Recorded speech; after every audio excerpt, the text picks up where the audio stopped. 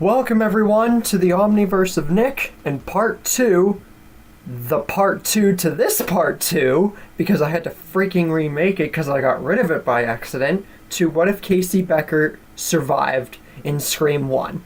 Anyways, before we get into today's episode, be sure to smash that like button and subscribe to the Omniverse of Nick so you can help me make this channel bigger, better, get awesome stories pumping out to you guys like this one and many more, and it just supports the channel, makes me happy, can make you guys happy, etc, etc. Anyway, with all that out of the way, let's begin. So, last time we ended with what was going to happen with Mrs. Loomis and the future of Scream after the first part. And honestly, Mrs. Loomis realizes that after coming here to Woodsboro, she can't do much. Her husband is God knows where, her son may be alive but's in jail, and if she showed up now to bail him out, what kind of a reunion would that be? It's like, she just decides to, after everything, stay hidden, remain away. Now, of course, this puts her in the Mom of the Year status even more so, but to be completely freaking for real with you, it makes sense, because really, like I said, she can't do much, and it would be a really, really, really, really awkward reunion, although it would be sweet if she got him back like this. So honestly, this has to happen this way. So now we know that Scream is pretty much pointless, and as for Scream 2, well, it's iffy.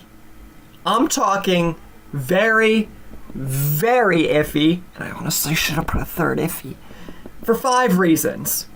Number 1, Mrs. Loomis isn't a villain. Yet. We don't know if she's gonna be, or whatever's going to happen. Well, at least you guys don't. 2, Billy and Stu are alive, but they're in jail, so that counts for 2 reasons. And 4 and 5, even though Mrs. Loomis is alive and not a villain, she doesn't have an accomplice, and there's no Mickey. So, that puts the villain threshold of Scream in a peculiar spot for a long period of time. Speaking of, what's going on with Mickey? Well, since he has no Mrs. Loomis to coach him and guide him into killing, he would honestly just remain in the school and part of Woodsboro that he did, with nothing really else to push him besides what he was doing before he decided to become a killer and everything else like that. So we get into Scream 3 territory. And no, I know, we're skipping ahead a lot. We're skipping a decent few movies ahead, a lot of plot points, right? Well, it all has to do with the poll that I gave you guys about what should happen with Stu Macher. And it was close between option 1 and 4, but you guys ultimately decided that he gets caught and sent to jail. So, because of that, this is where the story is going. Remember, your votes count.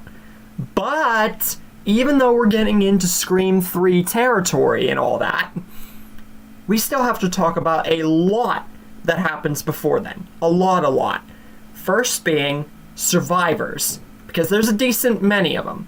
We have everyone from the first film, except Steve, who survived. We got Randy, Tatum, we got the principal, and Kenny, along with everyone from Scream 2 being alive. Pretty much the officers are X'd out. Everyone else is from the school that Sydney went to and where Randy and Mickey were and stuff. So, we got a good bit of survivors. Important details now to discuss. Gail would still be in her Scream 1 / kind of Scream 2 persona, more or less. She has Kenny around, nothing's really changed her outlook on life, and she doesn't have a jewel, so there's a lot happening with Gail too. Well, not a lot happening. Dewey would also not be with her, or take interest in her, never share a kiss or anything like that, because he views her, without any big things to change the dynamic, as still a jerk. The person that he saw her as before. And it's like Scream 3's attitude, but more personified on. Sure, he might have small feelings towards her, but they wouldn't amount to anything because of how quickly Scream 1's villains were resolved and nothing really happening for a good long period of time to change that. We'd also get a lot more Dewey and Tatum moments with her being alive through this time skip. And since I felt that this was a great point to bring up and something that I'm going to be putting on to 1,000-fold with my Tatum story, which is the next Scream story, during this time skip, Tatum and Randy get into a relationship because I feel that their personalities, Randy's little quirky horror movie knowledge and Tatum's sassiness, it would really fit together. And Gail also would still hate Sydney, or rather, both of them kind of still hate each other. Gail more so because it wasn't revealed yet that Billy and Stu killed Maureen Prescott, so Gail would still hold that against her for falsely putting Cotton in jail. So yeah, Cotton's still in jail by this point. Casey is living out her life and trying to move past what has happened. But thinking back to that night where she almost died and Steve died, Billy, Stu, it's not an easy moment to forget and will forever be a haunting memory and nightmare of her past. But she tries to move past it. Also, getting into Scream 3 territory, there is going to be 3 ghost faces. Now, that's kind of funny because the only time we've ever had 3 ghost face killers is in Scream 6. And now it's actually fitting for Scream 3 to have 3 killers. And we've had some things like that, like Scream 2 had 2 killers, but you guys get what I mean. It's a little nice thing there. And we wouldn't be able to start this appropriately without an opening kill like all the Scream things have. So, let's get into it.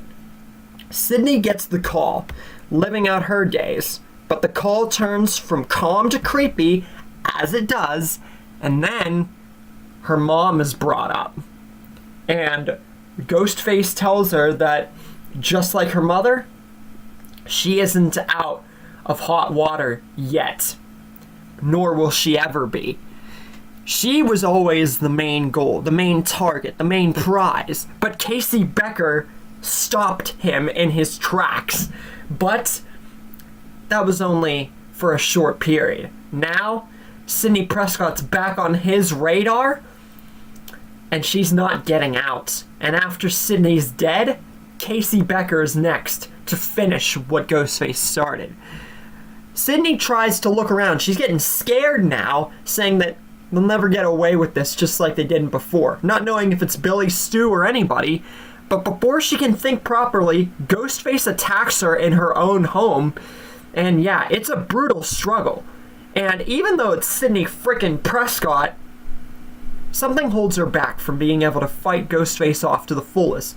We all know that from the first Scream film, Sidney is able to take care of herself and fight off pretty frickin' well. But since she hasn't been given a chance to do that yet, she's still Scream 1 level of strength, while this killer seems to be frickin' movies ahead, like Shane was in The Walking Dead. You get what I mean? So, she gets the Tara treatment, except dialed down at least only a little bit because she's Sidney frickin' Prescott. So, she doesn't get brutally injured, but she doesn't manage to hold her own as good as she did in the first film, and so on. Dewey and Tatum and several others arrive when Ghostface flees the scene. With Sidney now in the hospital, she isn't as injured, but she isn't exactly uninjured either. She's like Scream 4 level injured, or at least a little bit past that, I would have to say in this case. Tatum tries to figure out who could have done this, and Randy says that it couldn't have been Billy or Stu. Could it? They're in jail, and there's no way that none of them would know that they got out. And it's just very confusing. But Dewey says that while that might be true, it is still very confusing considering the fact that the killer brought up Maureen Prescott and said that they're coming for her and talking about Casey Becker. All these clues, it's a lot to process. Meanwhile, Gail and Kenny are on the scene with Gail, acting in the way that Gale Weathers only would, especially to Kenny, and being an utter jerk for both of them trying to, spy and snoop and sneak, as Gale would do.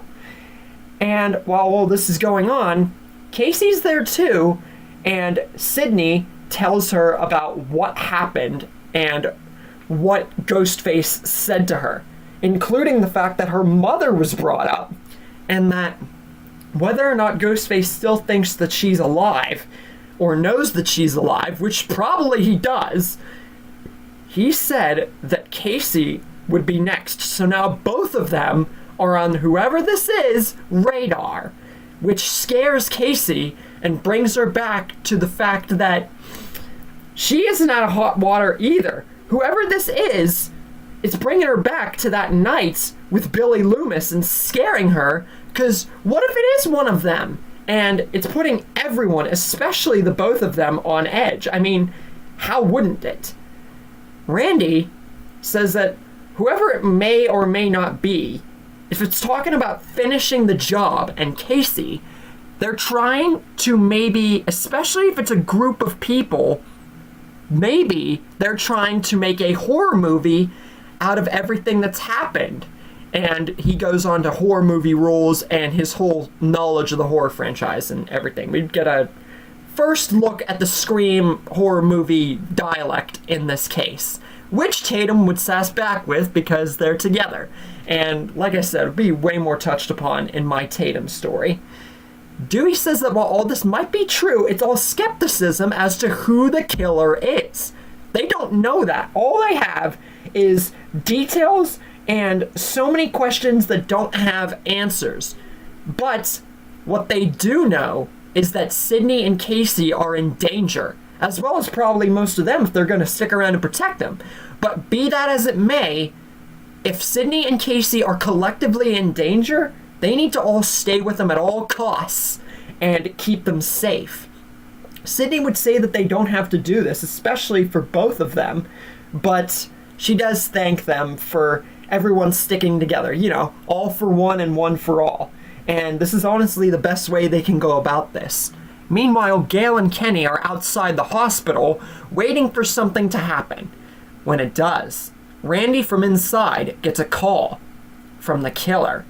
And he tells Randy that hiding inside the hospital won't save Sydney and Casey's lives. If anything, it's not only dooming theirs even more, but it's dooming Randy's and everyone who else protects them, as well as two little familiar faces outside the hospital who are in danger because of their quote-unquote good idea.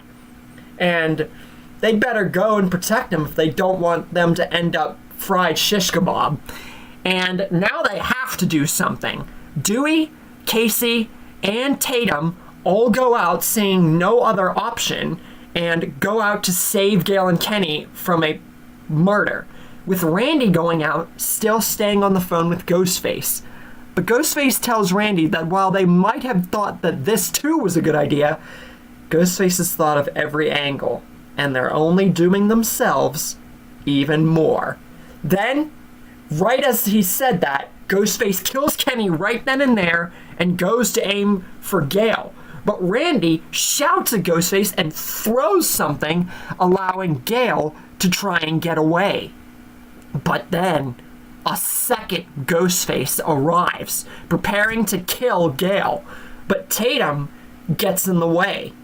And with this, Tatum sacrifices herself to save Gale, giving her a decently better death than what she got. Since the story isn't all about Tatum, gotta kind of draw a line at one point or another.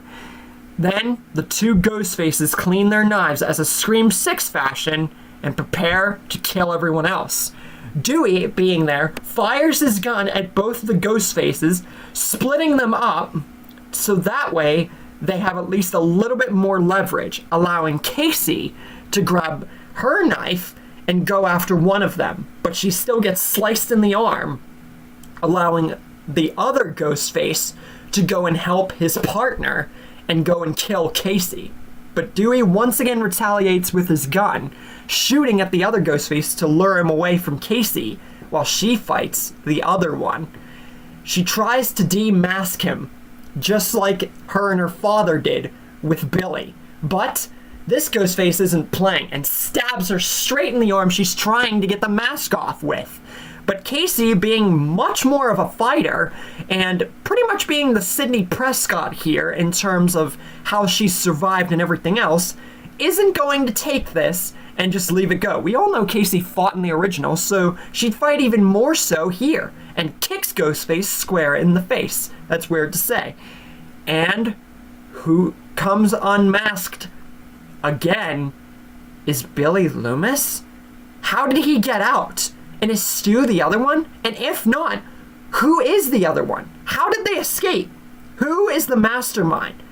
Did they escape and now maybe even the jail is in trouble because of what happened?